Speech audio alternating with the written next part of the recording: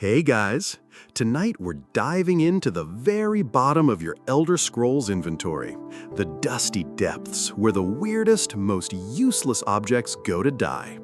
No legendary blades or priceless Daedric relics tonight. No, instead, we're focusing on the kind of junk that even the Thieves Guild won't bother stealing. Right now, you're in Chorrol. The sky has that soft orange tinge it gets during long Tamrillic evenings, and the town is unusually quiet. Too quiet, in fact. You're standing inside a stone cellar beneath one of the city's poshest manors, surrounded by crates of fine wine, a few empty sacks, and, wait for it, a single half-eaten apple on a cracked wooden plate. It's brown, slightly fuzzy, possibly whispering? The Rotten Apple of Chorrol is not its official name, of course. That's just what everyone calls it. It's been sitting there since before the Oblivion Crisis, untouched, unclaimed, and steadily rotting in place like a stubborn ghost. Some say it belonged to a visiting noble who dropped it during a midnight snack raid and never returned. Others claim it's cursed, specifically cursed to taste like regret and slightly burnt cabbage. You pick it up, because you're you. You know better, but you still pick it up. It's heavier than expected, squishier too, and the moment it's in your hand, the air gets just a little bit colder. Your companion shrugs and mumbles something about probably a fetch quest item, but no, there is no quest. No one asks for this apple, not even beggars. Historians still argue whether the apple's prolonged existence is the result of some obscure eyelid preservation spell or just a bug in the storage cell coding. One archivist from the Arcane University insists it's a metaphor for the Empire itself, bitter, spoiled, and never thrown away. Another scholar once wrote a 30-page thesis on forgotten produce in post-crisis Cyrodiil and was promptly laughed out of his department. Still, the apple remains. And despite its complete lack of use, no alchemical properties, no hidden enchantments, not even a buff for your stamina, you keep carrying it. Maybe you're afraid to drop it. Maybe it feels important. Or maybe, deep down, it's the only consistent thing in your ever-shifting inventory. There's also a rumor that if you eat it on a full moon's night while standing on top of Dive Rock, a courier spawns to tell you you've made a mistake. No one's confirmed this, mostly because no one wants to eat it. Even werewolves won't go near it. One once sniffed it, made a face, and left. The Thieves Guild? They know about it. There's even a blackboard in the Riften hideout with "Do not steal the apple" chalked in big letters. Some new recruits thought that meant it was valuable. They were never heard from again. Not because of the apple, probably. They just took a wrong turn in Blackreach. Still, the apple's reputation grew. It squeaks when you put it down. Why does it squeak? Anyway, it stays in your inventory now. Not because you want it, but because letting go might mean it wins. You think about that a lot while trudging through dungeons, hauling this biodegradable nightmare in your bag. And every time you scroll past it in your item list, you pause, just a second, just long enough to wonder if maybe, just maybe, it might have a purpose. It doesn't. You're knee-deep in the ruins of a Dwemer city now. Let's say Minshaleft, because honestly, does it even matter? They all smell like molten brass, lost dreams, and a slight undertone of burned toast. Your torch flickers against endless stone corridors, illuminating the familiar clutter of Dwemer debris. Pipes, gears, odd metal bones, and there it is again. That bent, mangled piece of scrap metal. You sigh. You pick it up. The bent Dwemer scrap. It's not rare. It's not valuable. It's not even symmetrical. You have about 30 of them in your pack already, because every time you leave one behind, some part of your soul whispers, "But what if someone wants that later?" Spoiler, no one wants it. Even the blacksmiths in Markarth roll their eyes when you show up with a fresh haul. Yes, they say, sarcasm as thick as a frost troll's hide. Just what I needed. More. Bent. Nothing. Historians still argue whether the bent scrap was ever part of a meaningful machine or just byproduct, a discarded cog that never lived up to its full potential. One theory posits it was a component of a Dwemer kettle. Another insists it was a failed prototype for a mechanical hamster wheel. The truth is probably less interesting, but that hasn't stopped adventurers from hoarding it like it's made of enchanted gold. Even the Thieves Guild won't fence it. One time, a member tried to convince Delvin Mallory it was a unique Dwemer spoon. Delvin didn't even respond. He just stared for a very long time. Then he left the room and came back with an actual spoon and melted the scrap in front of him while humming a funeral dirge. You'd think the Dwemer, with all their mastery of engineering and reality-warping steam contraptions, might have put serial numbers on their parts, or at least a helpful label. But no, just heaps of bent nonsense scattered across Skyrim like a stubborn rash. The strangest part? You can't drop them all. Even when you try to clear your inventory, there's always one piece left, hiding like a spider in your sock drawer. You toss it, and 10 minutes later, it's back. How did it get back? No one knows. Possibly Daedric mischief, or a very confused courier. Some say the scrap can be used at the Aetherium Forge.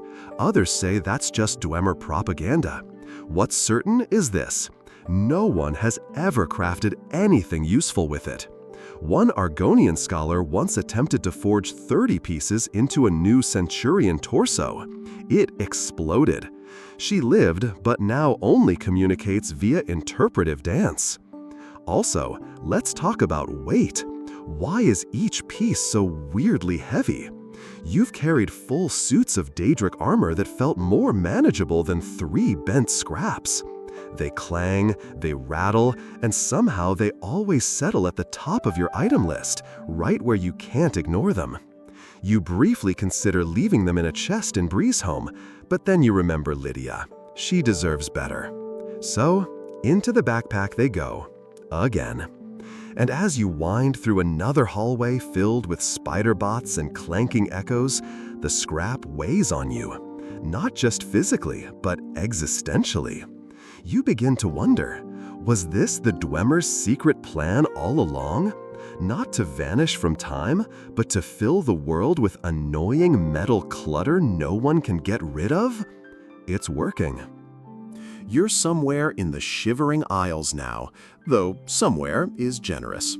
You've been walking for what feels like weeks across meadows that breathe, skies that blink, and a landscape where butterflies occasionally quote poetry. The air tastes slightly of tangerines and dread. And tucked into your bag, next to a stale sweet roll and a potion labeled maybe healing, is the least threatening weapon in all of Tamriel, the Spoon of Madness. It's not sharp, it's not big, it's not even particularly clean. But it once belonged to Sheograth, the Daedric Prince of Madness, which somehow makes it more dangerous than a Daedric claymore laced with poison and bad intentions. You hold it up. It twinkles a little. A butterfly lands on it, whispers, "Betrayal," and flutters away. The Spoon of Madness has a dubious origin story, one that historians still argue over. Some say Sheograth used it to stir a pot of boiling lusty Argonian maid stew.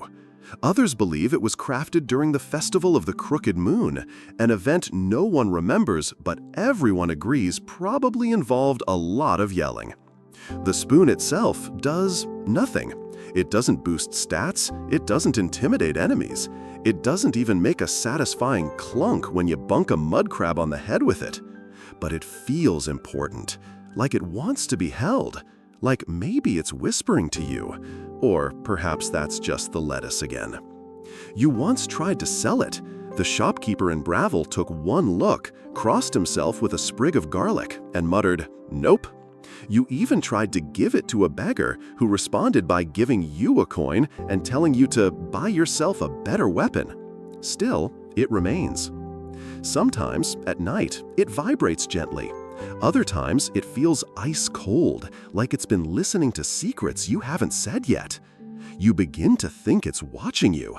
You begin to think it has an opinion about your outfit. Scholars at the College of Winterhold once ran a test on it. The spoon passed through solid rock, ignored gravity, and then vanished for 3 days.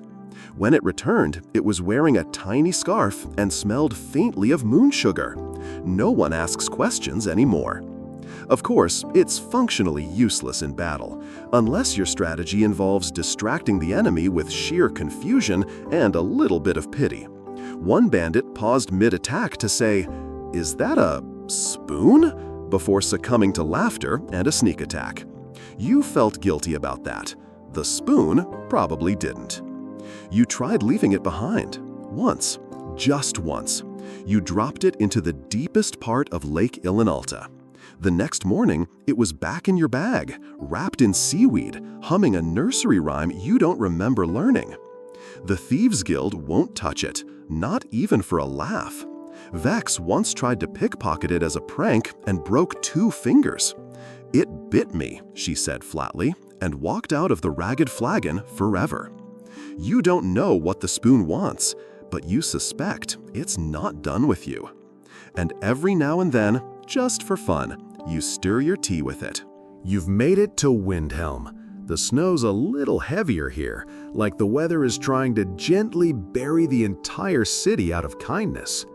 You're staying in a rented room above Candlehearth Hall, where the walls creak like they have something to confess, and the furniture smells faintly of mead and stubbornness. You settle down to sort your inventory, and there it is again, an embalming tool. Not just a tool, another one. You've got 3 already, or maybe 4. One's bent, one's rusted, one looks suspiciously like a butter knife, and they're all completely useless. Unless you're planning on moonlighting as a funeral assistant, which, given your current cash flow, isn't entirely out of the question. But the strangest part? These things are everywhere. Every ruin, every crypt, every innocent-looking cupboard in someone's home. There's one sitting in a chest in Whiterun's guard tower, another in an abandoned sack at the bottom of a river. You found one inside a chicken coop once. No explanation. Historians still argue whether embalming tools were truly common household items in Tamriel's past, or if some developer at the Imperial Census Office just really liked mortuary accessories. There's even a fringe theory that the tools were repurposed for cheese making. That theory is based entirely on nothing, but it's been gaining traction among bored scholars. They're long, oddly shaped, and give off just enough necromantic vibes to make you wonder if touching one will summon a Draugr with boundary issues. But alas, nothing ever happens. They just sit there, mocking your carry weight. You tried giving one to a necromancer once. He blinked at you, asked if you were flirting, and then politely declined. The College of Winterhold won't even let you donate them. Apparently they clog the evidence drawers. The worst part? They're classified as weapons in some versions of the game. Weapons! Can you imagine trying to fight a bandit with a rusty mortuary clamp? You can. You probably did it once. It didn't go well. And yet you keep picking them up. Not because you need them, not even because you want them, but because they're always there, like a creepy little hello from the universe. You once considered crafting a shrine out of them. Arranged in a circle, with the bent one in the middle, you lit candles, whispered a prayer. Nothing happened, except one of them disappeared and reappeared in your pocket the next day. You could sell them, of course, but no merchant gives you more than 2 septums, and every time you do, a courier finds you within hours, hands you a note that just says, "You forgot something," and walks away. Some say they're keys to an unmarked grave somewhere in Blackmarsh. Others believe they were part of an ancient embalmer's union kit. You personally think they're just cosmic lint, the leftover clutter of a world too lazy to clean up after itself. The Thieves Guild? They're done with them. Brynjolf once used one to stir his tea, realized what it was, and hasn't touched silverware since. Delvin keeps one nailed above his bed as a reminder, not everything shiny is worth stealing. So you do the only logical thing. You put them in your house, one in each room, just in case. And late at night, when the wind howls through the window cracks and the fire dies low, you swear you hear a faint metallic clink from the cupboard. You're ankle-deep in mud now, somewhere near the Black Marsh border, which means the air smells like wet moss, regret, and slightly overcooked leeks. You've just survived a skirmish with some very opinionated mud crabs, and as you rummage through the wreckage of a ruined Argonian hut, you find it. A tattered cloth. No name, no enchantments, no defense rating. Just cloth. You lift it gently. It sags in your hands like it's already given up on life. The edges are frayed, the pattern long since faded, and it smells faintly of mildew and forgotten promises. Of course, you take it. You always take it. Later, you'll try equipping it. You'll spin your character slowly in front of a mirror, or maybe just a puddle, and realize it doesn't even show up. It just disappears into your inventory like a secret shame. Historians still argue whether the cloth belonged to an Argonian shaman, a lost child, or perhaps it's just one of those weird filler assets left over from an earlier game build. There's a theory that it once had magical properties, but lost them after being machine-washed at the wrong temperature. Whatever the truth, the cloth is meaningless in every practical way. You can't wear it, you can't sell it, you can't even burn it. You tried once. It resisted, somehow. The fire burned around it like it knew better. And yet, when you hold it, something tugs at you. Not physically, though it's weirdly heavy for cloth, but emotionally. You imagine the life it lived, wrapped around a crying baby during a thunderstorm, used to clean the blade of a ceremonial dagger, or just tossed in a corner by a very confused mud crab interior decorator. You find more of them too, not often, but enough to make you uneasy. One wedged between books in the Arcane University's library, another under a bedroll in a bandit camp. They always look exactly the same, always slightly damp, always ignored. You once gave it to a traveling merchant. She handed it back with a look of deep spiritual concern and told you to keep your curses to yourself, stranger. Even the Thieves Guild? They once tried using one to gag a prisoner. The prisoner chewed through the ropes instead. So now it stays with you, not because it's useful, but because it feels wrong to throw it away. Like dropping it would cause a ripple in the universe, and suddenly the sun would blink, or Nirn would rotate backwards for a few seconds. Sometimes, when you sleep near it, you dream of lizards whispering riddles in the dark. They never make sense. You wake up remembering only the words marsh salt and he returns. You try folding it neatly in your pack. It always unfolds. You try tucking it into a chest. It reappears in your boot. You once saw a dog bark at it. Maybe one day someone will write a book about it, the rag that knew too much. But until then, it's just you and the cloth, trudging through Tamriel, destined to carry each other forever. You're in the middle of nowhere, some rocky outcropping halfway between Bravel and a suspiciously abandoned fort. The sky is doing that moody purple thing it does just before it rains sadness, and you're crouched over a broken crate that probably hasn't been opened since the Second Era. Inside, the Fork of Horripilation. You freeze. Of course it's the Fork. You've read about this thing. You've heard stories. You've even dreamed about it once. Though in the dream, it was somehow also your uncle, and he was very disappointed in your life choices. The Fork of Horripilation is infamous. It's technically a weapon, but only in the way a paperclip is technically a lockpick or a spoon is technically a siege engine. You can equip it, you can swing it, but damage-wise, it's somewhere between mildly annoying and affectionate tickle. There's only one known combatant who ever used it successfully, an orc named Gurzum the Unwise, who entered a pit fighting tournament armed only with the fork and a dream. He did not win, but he was remembered, mostly for the way the crowd groaned in secondhand embarrassment every time he struck someone. Still, you hold it. You feel a vague hum, as if the fork is aware of your disappointment. The prongs are bent, and the metal feels slightly greasy, like it's been sitting in cold soup for a few decades, which it probably has. Historians still argue whether the fork was cursed, enchanted, or simply a long-running joke by Sheogorath.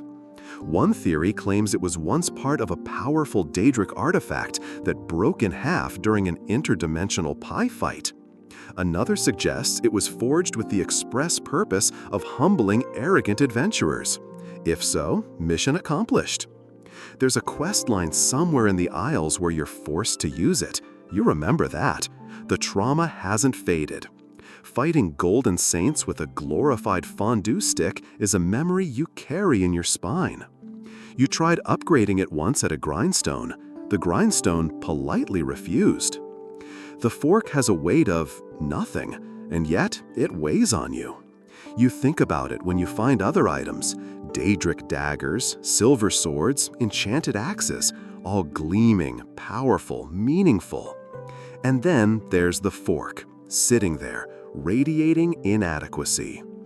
You showed it to a Thieves Guild fence once. She snorted so hard she dropped her mead and muttered something about unironically cursed utensils. Nobody ever tried to steal it again. It's the only item in Riften's black market history with a recorded resale value of -3 septums. You'd get paid more to not give it to someone. Still, there's something about it, a mystery maybe, or just pity. You imagine it once belonged to a lonely Daedra who just wanted to make soup but got laughed out of oblivion. So you keep it. You try to use it on a skeever. The skeever looks offended. You try to give it to a child. The child runs away. You put it in your house. Your house gets haunted. Eventually, you do what everyone else does. You shove it into your bag and pretend it's not there. And somehow, that feels right. Because in a world filled with gods, monsters, and magical destiny, sometimes the weirdest thing of all is a completely useless fork. It's evening in Valenwood, and for once, the forest isn't trying to eat you. The trees sway in a lazy rhythm, whispering secrets in a language you'll never quite understand, and the ground beneath your feet is soft, spongy, damp with old rain and older memories. You find it nestled inside a tree hollow, tucked lovingly beside a faded book of wood elf poetry and a pair of moldy socks, a cheese wheel. Not just any cheese wheel, an old cheese wheel of Valenwood. You know the type. Big, golden, heavy enough to flatten a Spriggan if dropped from the right height. But this one's different. This one radiates age. It's got cracks along the rind, a slight green tint, and a smell that could probably clear out a bandit camp. You pick it up. You immediately regret that. The scent is a punch to the face. Wet moss, old onions, and something that might have once been a goat's opinion. Your character recoils. You can almost hear them groan. But into the bag it goes. Of course it does. Historians still argue whether Valenwood's ancient cheese was meant for eating or worship. One theory suggests Bosmer druids crafted these wheels to trap the essence of seasonal winds. Another claims they were simply really bad at refrigeration. There are rumors the cheese is sentient. You don't believe it, until it starts vibrating, softly, only when you're not looking. You set it down. It rolls 2 inches to the left. You blink, it's in your inventory again. One bard in Daggerfall swore he saw a wheel of this cheese blink at him. Then it exploded. He plays the lute with one hand now. You tried selling it to a Khajiit caravan once. The merchant sniffed, hissed, and shouted, "No ghost cheese!" before pelting you with dried fish. The Thieves Guild? They won't even touch it. There's a sign over the Ragged Flagon's fireplace that reads, "No enchanted cheese, no cursed cheese, no cheese, period."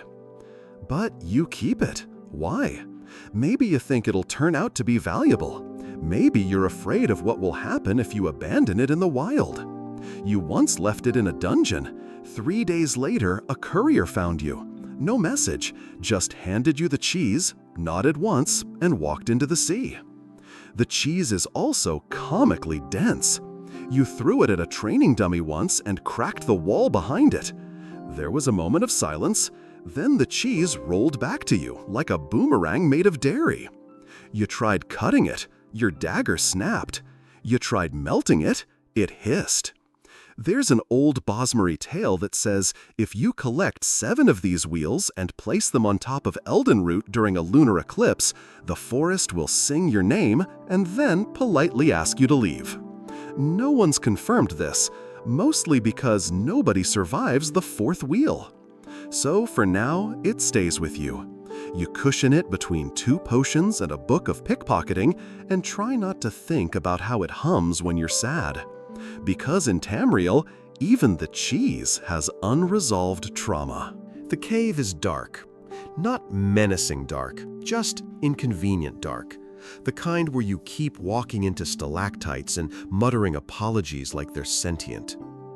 Your torch fizzles a little as you reach the end of the tunnel, and there it is on the ground, glowing faintly in the shadows like a sad little disco ball. You sigh. Of course it's empty. They always are. You pick it up anyway, brushing the dust off with the hem of your sleeve. It's cracked, chipped around the edges, and radiates absolutely no magical energy whatsoever. If this soul gem had a horoscope, it would read, "Today is not your day. Neither was yesterday." You flip it around in your hand, as if hoping to find a secret compartment or an inscription. Nothing. Just another emotionally distant rock.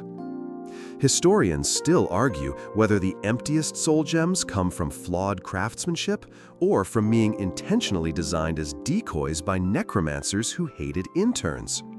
One scholar believes they were used in Daedric pranks, the magical equivalent of a whoopee cushion. Another claims they're the spiritual remains of contracts never fulfilled, souls that almost got caught but slipped away out of sheer spite. You believe it's just junk until it starts humming. Very faintly, almost imperceptibly, like it's remembering a song it once knew. You press it to your ear. Nothing. You hold it up to the torchlight. Still nothing. But when you tuck it away in your satchel and walk a little further, you swear you hear it whisper your name in reverse. You shrug. That's a future you problem. You've tried using these things before. You stand over a fresh kill, gem in hand, spell at the ready, and nothing. It doesn't catch the soul. It doesn't even try. It just glows dully, like a student who forgot the exam was today. You took it to an enchanter in Solitude once. He examined it, sniffed it, then tossed it over his shoulder like a used tissue. "Ah yes," he said, "a glorified paperweight." You found one inside a chicken. You didn't ask questions. The Thieves Guild? They won't accept them anymore. Someone tried to pawn a whole sack of them off to Tonilia. She used them as candle holders for a week, then chucked them into Lake Hanrik. Now the fish glow at night, and no one goes swimming anymore. You once tried decorating your house with them. You thought they'd look nice on a mantelpiece. By morning, all your cheese was gone, and Lydia was mumbling in Daedric. Still, you can't bring yourself to throw them away, because maybe, just maybe, one of them will work someday. You imagine it lighting up in your hand as a soul slips inside perfectly, like destiny finally getting its act together. But mostly, they just rattle in your backpack like glass marbles of failure. Some adventurers say if you collect 9 broken ones and leave them at the base of the Shrine of Azura during a thunderstorm, you'll be granted clarity. Others say you'll just get hit by lightning. So you keep walking. The gem hums again. Or maybe that's just your stomach. You gently place it between your old cheese and your embalming tool. It deserves that much. You're in Bruma now. Cold wind nips at your cloak as you shuffle through the attic of a once grand townhouse, now long abandoned. Dust swirls in the air like indecisive ghosts. You light a candle with a flick of a weak flame spell and spot them in the corner, bundled scrolls tied with faded red ribbon. You lean in. The ink has faded, but the title is still legible. Tax Records of Bruma, 3rd Era, Volume 4. You blink. Then you blink again, slower this time, in case that changes anything. Nope, it's tax paperwork, and not even yours. You pick one up. It lists the annual meat pie expenditures of a man named Elredor Flinchbottom, who apparently paid 12 septims for miscellaneous gravy handling. There's another scroll dedicated entirely to chimney soot tariffs. You feel a powerful yawn start in your soul. Historians still argue whether these records were kept for civic purposes or simply because the clerk in charge had nothing better to do. Some suggest they were part of an imperial attempt to track magical spending. Others think it was just a very elaborate way to avoid conscription. You don't know why you keep them. You shouldn't keep them, but you do. Maybe it's the weight of history. Maybe it's the strange comfort of knowing someone once really cared about firewood taxation ratios. Or maybe you're just hoping that one day you'll find a secret code hidden in the margins. You won't, but hope's a funny thing. You tried selling them once. The merchant stared at the scrolls, sighed deeply, and said, "I charge you 2 septims for trying." You once handed one to a mage as a joke. He accidentally read aloud an entry on seasonal goat dung levies and passed out from boredom. The Thieves Guild? They confiscated a stack of them during a job gone wrong. The thief reading them was never seen again. The last page he read detailed anomalous fluctuations in fence licensing fees. His guild nickname was later changed to Snoozeclaw. You thought about burning them.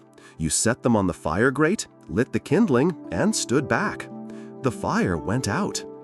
Now they live in your inventory, nestled between a cracked soul gem and your suspicious cheese wheel. Every once in a while, you pull one out and pretend to read it aloud to your horse. The horse walks away. But still, you keep them. Because if the end of the world ever comes and the Daedra rain down from the sky in flaming chariots, someone will need to know how many barrels of pickled turnips were declared in Frostfall 3E408. And that someone might as well be you. It's late afternoon in Solitude, and the rain is doing that soft, persistent thing it does when it's trying to guilt you into buying an umbrella enchantment. You've taken refuge in the Blue Palace, more specifically, in a forgotten side wing where the chandeliers droop, the servants avoid, and everything smells faintly of old perfume and powdered moth. There, in a drawer lined with faded silk, you find it, the Wolf Queen's hairbrush. You pause, not because it's special, at first glance it's not, but because something about it feels off. The wood is worn smooth, but not cracked. The bristles are intact, but slightly singed. The handle is carved with intricate looping runes, none of which translate into anything useful, unless "May your tangles be eternal" counts as a blessing. You hold it up to the light. It glints oddly. You're not sure if it's magic or just a layer of dust with ambition. Historians still argue whether the brush belonged to Potima Septim, the infamous Wolf Queen of Solitude, or whether it's just an old court trinket that someone named poorly in a moment of dramatic flair. A few fringe scholars suggest it might have been Pelagius the Mad's toothbrush, repurposed out of necessity during one of his less lucid weeks.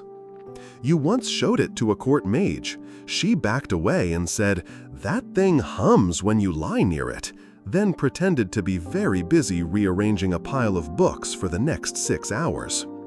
You tried using it? Once. Your hair looked adequate. Then a flock of ravens followed you for a day and a half. Coincidence? Probably. Still, you can't get rid of it. You tried. You left it on a bench in Falkreath. That night, it was tucked in your backpack again. Warmer, slightly damp.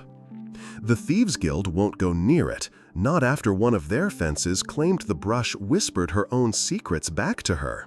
She moved to Morrowind and now only communicates via clay tablets and sobbing. You've heard rumors that brushing your hair with it on certain lunar cycles grants you visions. That if you leave it under your pillow during the full moons of sun's dusk, you'll dream of Potima herself asking if you've been flossing. But mostly, it's just weird. Too mundane to be important, too unsettling to be trash. You think about displaying it in your home, but something tells you that hanging it on a wall might invite ghosts. Stylish ghosts, yes, but ghosts nonetheless. So it stays wrapped in linen, buried between your tax scrolls and a soul gem that won't stop humming in the key of regret. Sometimes at night, you imagine Potima brushing her hair with it in front of a cracked mirror, smiling faintly, muttering ancient insults, asking if you borrowed her shoes. You pull the brush closer, just in case. You're wandering through the outskirts of Riften now, slogging your way past swamps that bubble with suspicious enthusiasm and bugs that seem personally offended by your presence. Just past a fallen tree and a half-sunken cart, you spot a little wooden box. It creaks open. You brace yourself. And there it is, the Pickled Skeever Paw. You stare at it. It stares back. Or it would if it still had an eye. But it's just the paw, gray, wrinkled, and floating in a jar of vaguely pinkish brine. The label reads, "For luck." That feels optimistic. You unscrew the lid and immediately regret your life. The smell is somewhere between fish market tragedy and basement mildew. You consider throwing it, but then you remember that the last time you dropped a cursed item, your hair caught fire during a rainstorm. So into the bag it goes, again. Historians still argue whether the pickled paw tradition originated with the Reach folk or was simply an ill-advised prank by a bored alchemist. One journal fragment found in Markarth describes them as tokens of ironic protection, while another refers to them as jarred regrets. Neither offers comfort. You tried giving it to a Khajiit merchant once. He recoiled, hissed, and threw sand in your face. You asked a healer what it might do. She rubbed her temples and said, "It might keep vampires away, it might attract them. Either way, keep it far from my house." You once left it on a tavern windowsill as a joke. The next day, the tavern was struck by lightning twice. The Thieves Guild? They've started a formal blacklist. There's a memo on the flagon's wall that reads, "No pickled appendages. This is not a zoo." But some say there's a secret ritual, that if you collect 4 pickled skeever claws, 1 from each corner of Skyrim, and bury them beneath the statue of Talos during a thunderstorm, something will answer. No one knows what. Probably indigestion. Still, you hold on to it. Maybe because you feel sorry for it. Maybe because the paw is weirdly soft, like it was preserved in nostalgia instead of vinegar. You thought about giving it a name. Greg. You haven't told anyone. Sometimes it thumps gently against the other items in your bag. Sometimes, if you're really tired, you swear it twitches. And once, while camping near Morthal, you woke to find it outside your tent. The lid was still sealed. So now, it's yours, forever. Or until it pickles your soul, whichever comes first. You're in Elsewhere now, heat rippling off the sand, distant ruins silhouetted against the orange dusk. The caravan trail is quiet, save for the faint jingle of your pack and a bottle rolling gently against the others inside. You know the one. An empty Skooma bottle. To be precise, it's one of several. You've been collecting them unintentionally, like emotional baggage you never asked for. Some are dusty, others cracked. One still smells faintly of moon sugar and bad decisions. You pull it out and stare at it, a little glass relic of someone else's high. It's got that cheap, mass-produced look, ribbed neck, smudged seal, a label that reads, Moonlight Chill No. 5. You wonder who drank it, when, why. You tuck it back in, but not before noticing the others. There's at least 6 now, all rattling around like a broken memory choir. You didn't buy them, you didn't even loot them, they just keep appearing. Historians still argue whether these bottles were once part of an imperial crackdown on skooma trade, marked and traced, or if they were just the fantasy equivalent of cheap beer cans. One Khajiit poet once described them as the glass ghosts of joy followed by silence. That line got him banned from 3 cities. You once gave one to a Nord innkeeper. He took it gently, stared at it, and said, "Reminds me of my brother." Then he tossed it into the hearth without blinking. You found one in a noble's guest room, another inside a skeever nest. One rolled down a mountain and somehow landed upright next to your bedroll. You keep trying to get rid of them. You leave them in caves, toss them in rivers, even buried one once. 3 days later, a courier arrived. No message, just the bottle, handed to you with a sad nod. The Thieves Guild? Don't even joke. They lost a whole smuggling operation to 1 crate of empty bottles. Apparently, the buyers were very upset. This one wanted vices, not reminders, the report read. You don't know why you keep them. Maybe it's the stories they carry. Maybe it's the silence inside them. Or maybe you think that one day you'll find someone who needs to see them. You once sat down and arranged them in a circle, lit a fire, and tried talking to them.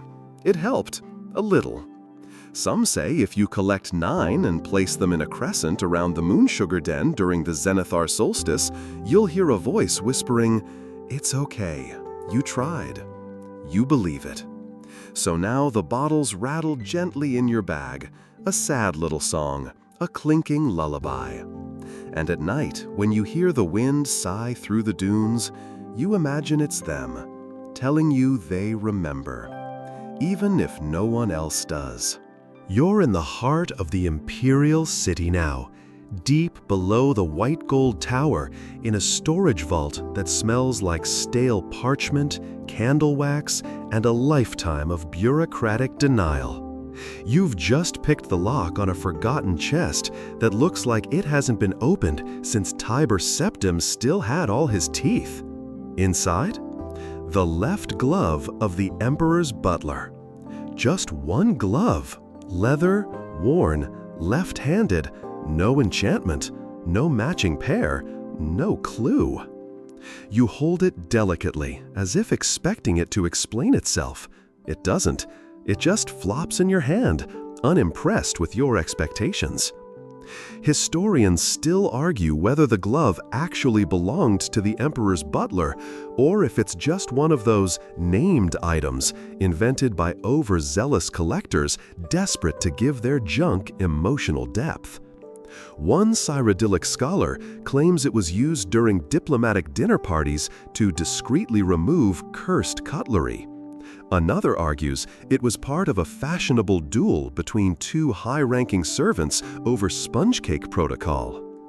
The glove itself offers no answers, but it's soft, absurdly soft, and smells faintly of lemon polish and repressed secrets. You try it on. It fits, but only just. You feel nothing, except slightly more mysterious. You took it to a tailor in Anvil once. She turned it over, poked the stitching, then muttered, "This thread, it's from Alinor. That's impossible," and refused to elaborate. You tried giving it to a bard as a gift. He wore it for a day and claimed it made him crave bookkeeping.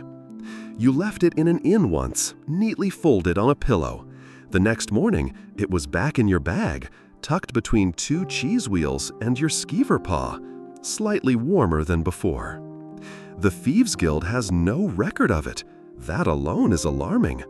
Vex insists it wasn't on the master list. Delvin calls it the softest mistake you'll ever carry. One odd mage from Winterhold claims the glove is the key to a hidden vault beneath the Imperial kitchens. When pressed, he admitted he may have dreamed that detail after drinking an entire bottle of glow dust wine. And yet, the glove persists. No spell reveals anything, no enchantment lingers, no prophecy points its way. It simply exists, like a bookmark in the middle of a story no one remembers writing. You once held it while walking past a palace guard, and he glanced at it, blinked slowly, and said, "I think I served him soup once." He couldn't explain who him was. So now it lives in your inventory. Not worn, not displayed, just present, waiting. Maybe for its partner, maybe for its purpose, or maybe just because some things in Tamriel don't need to make sense. They just need to be held. You're walking the mossy cobblestones of Falkreath, a sleepy town that always seems one thunderclap away from a tragic backstory. The fog clings to the streets like gossip, and the graveyard is somehow the least eerie part of town. You stop by the old guard barracks, partly out of curiosity, partly because your feet hurt, and find a dusty crate under a broken bench. Inside, the dented helm of Falkreath's shortest guard. It's comically small, like head of a cabbage small. The kind of helmet that makes you tilt your head and say, surely that was for a child? But no, it wasn't. There's a tiny plaque etched into the rim, weathered and hard to read. For bravery in ducking beneath siege ladders. You chuckle, but you take it, obviously. The metal is thin, warped, and dented in at least 5 places. One side has what looks like a bite mark. You tell yourself it was a small bear, or maybe a very angry chicken. Historians still argue whether the guard it belonged to was truly short, or just the victim of a bureaucratic helmet allocation error. A Falkreath librarian once uncovered records of a Joric Smallshield, noted for his heroism, whispery battle cry, and tendency to be mistaken for local children. Whether this helmet is his or just an unfortunate hat from a costume party is still up for debate. You try it on. It doesn't not fit, but it sits on your head like an apologetic teacup. You once showed it to a general. He squinted, nodded, and said, "Ah yes, the lad who fought wolves with a broom, a legend." Then he wept gently into a handkerchief. The Thieves Guild? They passed it around once like a joke. Then Mercer Frey tried it on for a laugh, hit his head on a candle sconce, and banned it from the hideout. No one speaks of it anymore. You tried selling it at a general store. The merchant offered you half a potato and a shrug. You accepted, then quietly stole the helmet back later. You're not proud, but you missed it. Some say if you wear the helm while standing on Falkreath's old watchtower during a new moon, you'll hear the ghostly echo of someone shouting, "Wait for me!" from somewhere waist height. You tried it once. All you heard was a fox sneeze. Still, it stays with you. Not for protection, gods no, but for comfort. Because somewhere deep down, in this world of giant swords and spell-slinging dragons, it feels good to carry something that once belonged to a small, brave soul who showed up anyway, dent and all. You nestle it between your embalming tools and that cheese wheel with a complex emotional arc. It's right at home. You're in Dawnstar now, the sea air laced with salt and fish guts. The kind of breeze that makes your nose crinkle and your memories feel damp. It's late. The stars are blinking slowly. Somewhere, a bard is attempting a song that never quite finds the right key. You sit on a crate by the docks, sorting your satchel by candlelight. That's when you find it again, coiled in a soft loop like a forgotten thread of a dream. The whispering lute string. It's old, snapped, frayed at the ends. Golden, maybe once, but now dulled to a bronzish gray that looks like it's been wrapped around too many regrets. It makes a quiet ting when you touch it, like a bell underwater. You pause. You remember this. You found it months ago, or maybe years, in the back of a tavern in Rorikstead, tied around a scroll labeled "Do Not Untie." Of course you untied it. Nothing happened. Until later, when it whispered. Only at night, only when you were half asleep, only when you were lonely. A soft hum, sometimes a note, sometimes a name. Historians still argue whether it once belonged to Lisette of Solitude or to a wandering bard who played songs so sad they broke his own instrument. One theory claims it's a remnant of a spell song, an ancient, forgotten art that stored emotion and vibration. Another theory says it's just a string that really misses being part of something. You once gave it to a bard in Windhelm. He played one chord with it, shivered, and quietly packed his lute away forever. The Thieves Guild doesn't even try to move it. One listener swears it whispered her mother's name, who passed 15 years ago. She buried the string in the snow. It was back in her pocket the next morning. You tried tying it to a new lute. It snapped the second you plucked it, but only after playing a full chord. It shouldn't have. You wrapped it around your wrist once, hoping for a charm effect. Instead, you just heard a faint laugh, high and melodic, every time you turned left. Some say if you stretch the string between two pine trees on Mid-Year's Day and sit quietly beneath it, you'll hear a song written just for you. Others say you'll just attract moths. The string has never confirmed either. It's not useful, it's not enchanted, but it feels like it matters. You keep it tucked carefully in your pack, pressed between your tax records and the spoon that might be watching you. And on the quietest nights, when even the fire refuses to crackle, you take it out, hold it gently, and listen. It hums. Not loudly, not clearly, just enough to say, "I remember." The night has deepened now. The fire's burned low to quiet embers, and the strange weight of your inventory seems softer somehow, lighter, like all the odd things you've carried, from dented helmets to whispering strings, have settled for the evening, content to be remembered. You lean back against your bedroll, your bag within reach, filled with items that no quest requires and no hero needs, but that somehow matter anyway. Not for what they do, but for what they carry. Fragments of stories that never got told, trinkets from people who never made it into legends. Out there in Tamriel, the world is always moving. Dragons circling mountaintops, empires rising and falling, prophecies waking with heavy eyes. But here, in this moment, it's quiet, it's still. You take a slow breath. The stars overhead blink gently, as if trying to remember a tune. Your torch has gone out. You let it.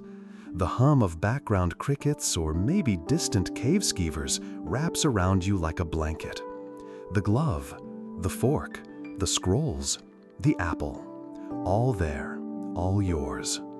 Sometimes you think it's not about what these things do. It's that they stayed, that in a world so full of loss, they held on, even when they shouldn't have. You close your eyes, and as sleep finally finds you, the spoon doesn't say a word. Tonight, it just lets you rest.